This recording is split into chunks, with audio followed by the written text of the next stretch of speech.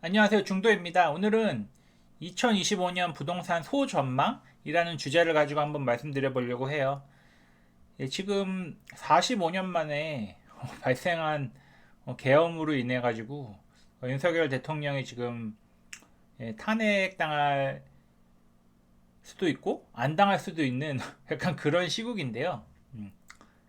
박근혜 정권 때는 박근혜 정권 때는 이제 또 부동산이 어떻게 움직였는지 한번 보고 지금 이제 앞으로 어떻게 될지 한번 예상해 보겠습니다. 2023년 소전망 해가지고 요런 글을 썼었는데 뭐 대부분 제 예상대로 됐었죠. 그래서 운 좋게 맞아가지고 또 많은 분들이 댓글로 감사하다고 덕분에 집을 샀다고 이렇게 많이 달아주셨는데 축하드리고요. 뭐 1, 2월 텔레그램 방 회원 모집도 이렇게 하고 있고요.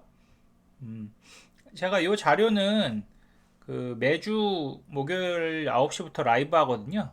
거기서 쓴 자료랑 오프라인 강의 때 쓴 자료 중에 아주 일부만 가지고 와가지고 이렇게 지금 영상을 찍고 있습니다.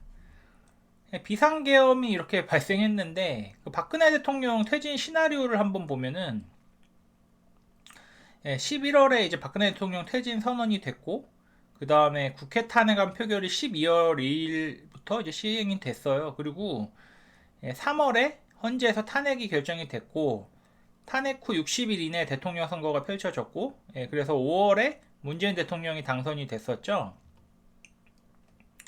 그래서 이제 이거 한번 읽어보시면은 2016년 10월에 박근혜 최순실 이제 게이트가 터졌고 2016년 11월 3일에 부동산 규제 나왔고 2016년 12월에 이제 탄핵 결의 2017년 3월에 탄핵됐고 2017년 5월에 이제 문정부가 들어왔는데요.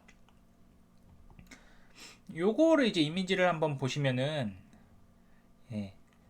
2016년 11월에 요 규제가 들어왔죠. 요 앞에서 이제 최순실 박근혜 이제 게이트가 터졌고 이렇게 쭉 보시면은 여기가 이제 주택담보대출 금리예요. 요 파란색 막대기가 보시면은 조금씩 계속 오르는 게 보이죠. 그러니까 이 당시에는 주담대가 이제 오르는 시기였어요. 그리고 빨강색은 서울 매매가격지 상승률, 노란색은 서울 전세가격지 상승률인데 하나 포인트가 매매가격지수 상승률이 그리고 하락률이 더 진폭이 크다는 걸 알 수 있죠.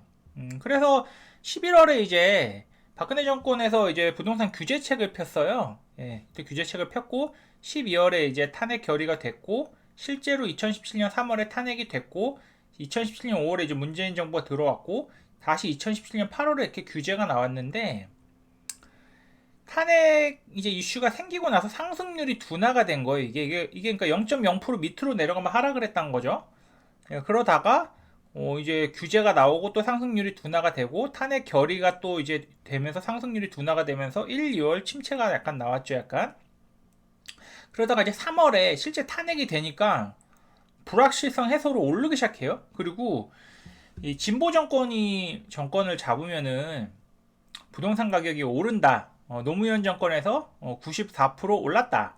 이런 기억 때문에 문재인 정부가 이제 될 확률이 높으니까 이때부터 사람들이 사기 시작하는 거예요. 그러다 이제 문재인 정부가 딱 들어오니까 급상승을 하죠. 그러다가 이제 규제책이 나오니까 다시 한 달, 두 달 침체가 좀 들어왔다가 다시 이제 반등이 나오는데 요거를 이제 여기 이렇게 밑에 써는 거예요.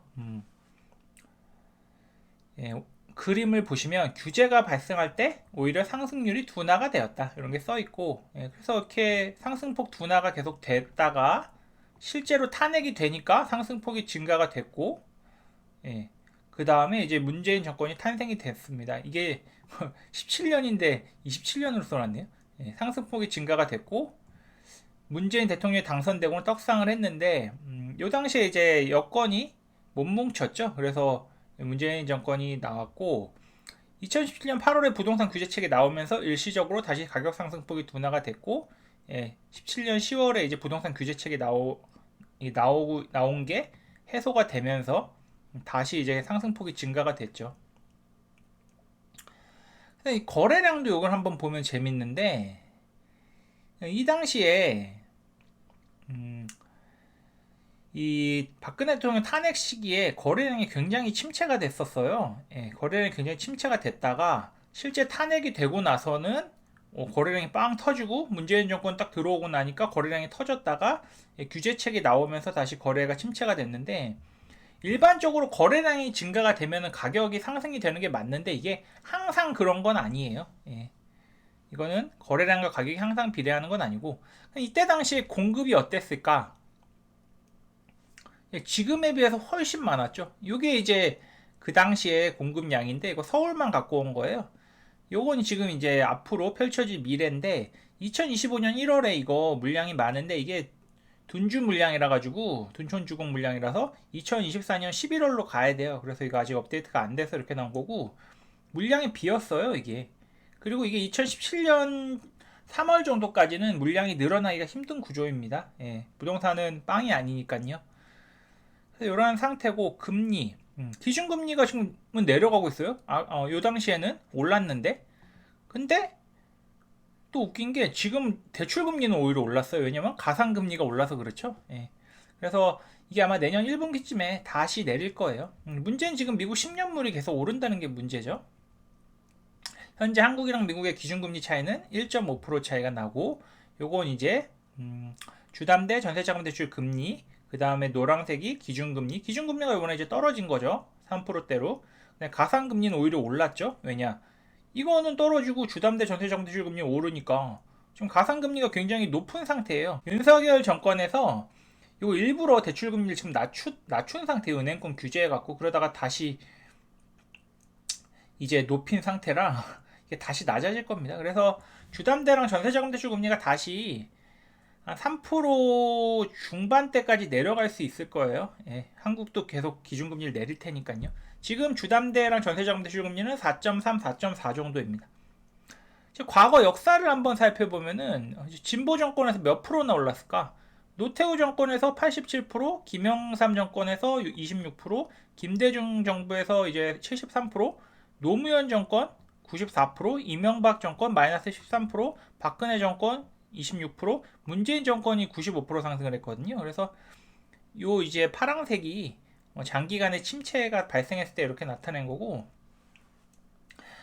이 진보 정권이 정권을 잡으면 부동산 가격이 많이 오른 사례가 많이 있었죠. 그리고 현재는 금리는 내려가고 공급은 부족하다. 그리고 지금 다음 진보 정권이 잡아서 규제를 계속하면 어떻게 될까? 예. 이건 이제 여러분의 상상에 맡기는 거죠. 왜 진보 정권이 잡았을 때 저렇게 가격이 올랐을까? 이것도 한번 생각해 보시면 재밌죠. 그래서 어떤 걸 얘기할 때 항상 과거를 보고 데이터 숫자로 설명할 수 있어야 한다고 생각하고 있고요. 그걸 토대로 미래를 예상해야 한다고 생각하고 있습니다. 개인적으로는 탄핵 확률을 지금 반반 보고 있는데 이게 폴리마켓이에요. 여기서 이제 윤석열 대통령이 4월 전에 탄핵당할 확률이 몇 프로냐? 57%예요. 그러니까 거의 반반이라고 보시면 되는데, 사실 부동산 가격이랑 윤석열 대통령이 탄핵되냐 안 되냐는 그렇게 크게 중요하진 않아요. 예, 그래서 이렇게 한번 말씀드려 봤습니다. 그러면 오늘 영상이 도움 되셨으면 좋아요, 알람 설정, 구독하기 부탁드립니다. 공유하기도 부탁드립니다. 참고로 얘는 제 아들이에요. 감사합니다.